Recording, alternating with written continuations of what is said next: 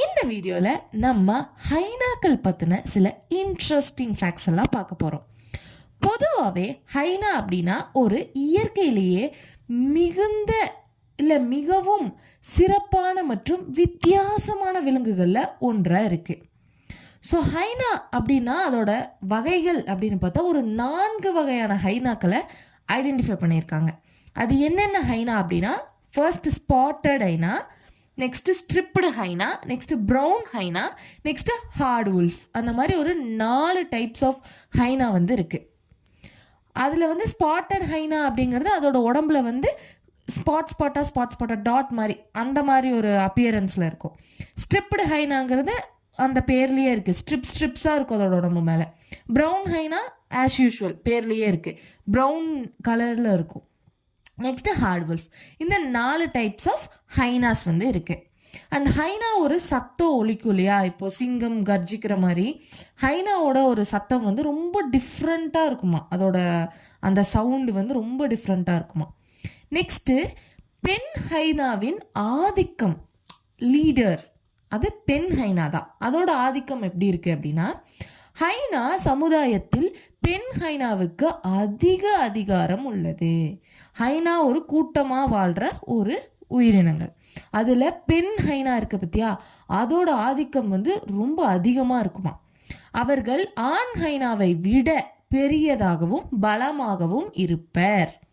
ஒரு பெண் ஹைனா ஒரு ஆண் ஹைனாவை விடவும் அளவுலையும், அதாவது சைஸ்லையும் பெருசாக இருக்கும். அண்ட் அதோட பலமும் வந்து ஆண் ஹைனாவை கம்பேர் பண்ணுறப்போ ரொம்ப அதிகமாகவே இருக்கும். ஸோ பெண் ஹைனா தான் அங்கே டாமினேட்டடாக இருக்கும் அந்த கூட்டத்துக்கு. அதோட சாப்பிடும் திறன் அது எப்படி இருக்குது அப்படின்னா, ஹைனாக்கள் மிகவும் வலுவான அதோட ஜாலைன்ஸ், அதோட தாடைகள் வந்து ரொம்ப வலுவாக இருக்குமா அதோட தாடைகள். நெக்ஸ்ட்டு எலும்புகளையும் உடைத்து சாப்பிடும் திறன் அதுக்கு இருக்குது. அதோட வாயில் இருக்கிற அந்த தாடைகள், அந்த ஜாஸ் எல்லாம் வந்து ரொம்ப வலிமையாக இருக்கிறதுனால எலும்புகளை கூட உடைச்சு சாப்பிட்ற அளவுக்கு அதுக்கு அந்த திறன் வந்து இருக்குது அப்படின்னு சொல்கிறாங்க.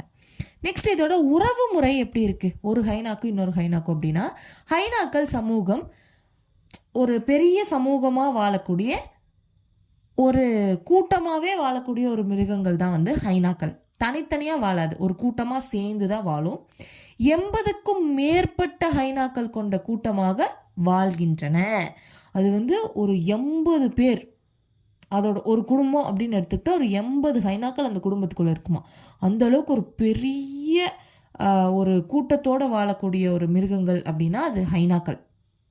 நெக்ஸ்ட் அதோட தொழுகும் வழக்கம் அப்படின்னா, ஹைனாக்கள் பெரிய மிதமான வேட்டையாடுபவர்கள் என்று அப்படி மட்டும் நினச்சிடாதீங்க. ஆனால் அவர்கள் சிறந்த வேட்டையாடிகள்.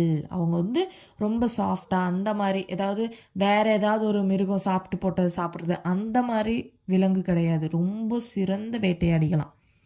அது என்னன்னா 95% வேட்டையை தாங்களே செய்கின்றார்கள். அதாவது வேற ஒரு மிருகம், இப்போ ஒரு சிங்கமோ இல்லை ஒரு சீட்டா அந்த மாதிரி ஏதோ சிறுத்தையோ ஏதோ ஒன்று சாப்பிட்டு போட்டதை போய் அது சாப்பிட்றது கிடையாது. அதுவே வேட்டையாடி சாப்பிடுமா. ஒரு கூட்டமாக தான் வேட்டையாடும். ஸோ ஒரு பெரிய ஒரு 80 ஹைனாக்கள் போய் ஒரு காட்டெருமையை அடித்தா கண்டிப்பாக அது தோத்துரும்ல, அந்த மாதிரி. ஸோ அவ்வளோ வந்து 95% அது வேட்டையாடி தான் சாப்பிடும். திருடி சாப்பிட்றது இல்லை வேற ஒன்று சாப்பிட்டு வச்ச மிச்சத்தை சாப்பிட்றது அந்த மாதிரி சாப்பிடாதான்.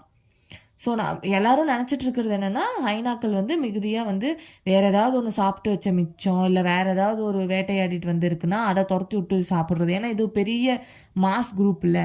ஸோ அந்த மாதிரி தான் நம்ம நினச்சிட்ருக்கோம். ஆனால் அப்படி கிடையாது. 95% அது வேட்டையாடி தான் சாப்பிடும். ஒரு 5% மேபி அப்படி சாப்பிட்லாம். நெக்ஸ்ட்டு அதோட வாழிடங்கள் எப்படி இருக்கும் அப்படின்னா, ஹைனாக்கள் ஆப்பிரிக்காவில் வாழுது. அது எங்கெங்க அப்படின்னா புல்வெளி, வனப்பகுதி மற்றும் வறண்ட பகுதிகளில் வாழ்கின்றன. ஆப்பிரிக்காவில் புல்வெளிகள்னால் ரொம்ப கிராஸ் லேண்ட்ஸாக இருக்கிற இடத்துல, அதுக்கப்புறம் வனப்பகுதிகள், எஸ் ஃபாரஸ்ட்லேயும் அது கண்டிப்பாக வாழும், மற்றும் வறண்ட பகுதிகள் ட்ரையாக இருக்கிற பிளேசஸ்லேயும் ஹைனாக்கள் வாழுது. நெக்ஸ்ட்டு வந்து ஸ்ட்ரிப் ஹைனாஸ், ஸ்ட்ரைப்ஸ் இருக்கிற ஹைனாஸ் வந்து இந்தியாவிலும் காணப்படுகிறது அப்படின்னு சொல்கிறாங்க. ஸோ இந்தியாவில் வந்து அந்த ஸ்ட்ரைப் ஹைனாஸ் வந்து நம்ம பார்க்க முடியும். நெக்ஸ்ட்டு வந்து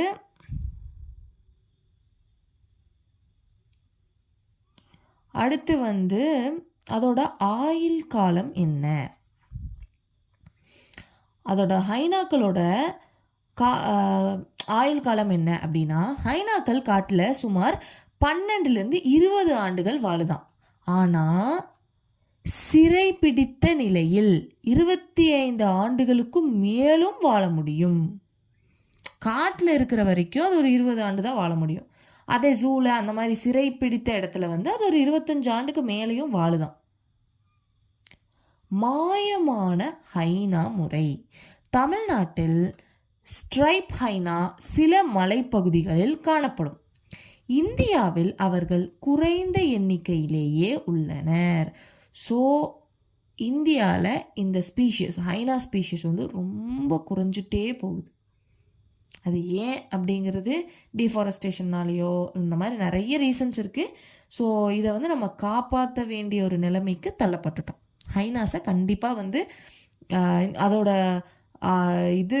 கூட்டம் வந்து அதிகரிக்கணும் அப்படின்னா அதை நம்ம தான் வந்து காப்பாற்றணும். அந்தளவுக்கு அதோட எண்ணிக்கை வந்து இந்தியாவில் ரொம்ப குறைஞ்சிட்டு வருது. ஸோ ஹைனாஸ் வந்து ரொம்ப குறைவான எண்ணிக்கையில் தான் நம்ம இந்தியாவில் காணப்படுது. அண்ட் இதோட இந்த வீடியோவை நம்ம ஸ்டாப் பண்ணிக்கலாம். நெக்ஸ்ட் இந்த வீடியோவோட ஸ்பான்சர் பைமோட் அப்படிங்கிறது ஒரு ஆன்லைன் போர்ட்டல். இது both app store and play ஸ்டோர்லேயும் இருக்குது. பைமோட்டில் வந்து நீங்கள் உங்களோட க்ளாசரிஸ், வீட்டுக்கு தேவைப்படுற பொருட்களை எல்லாம் நீங்கள் ஈஸியாக வீட்டில் இருந்தபடியே ஆர்டர் பண்ணி டெலிவரியும் வாங்கிக்கலாம். அண்ட் ரொம்ப ஈஸியாக வேலை முடிஞ்சிடும். அண்ட் இது கண்டிப்பாக எல்லாத்துக்கும் யூஸ்ஃபுல்லாக இருக்கும். ஏன்னா அதில் டிஸ்கவுண்ட்ஸ் அண்ட் ஆஃபர்ஸ் நிறைய இருக்குது. கண்டிப்பாக யூஸ் பண்ணி பாருங்கள். டிஸ்கிரிப்ஷனில் பைமோட் பற்றின எல்லா இன்ஃபர்மேஷன்ஸ் அண்ட் லிங்க்ஸ் எல்லாமே கொடுத்துருக்கேன். கண்டிப்பாக செக் பண்ணி பாருங்கள். தேங்க்யூ.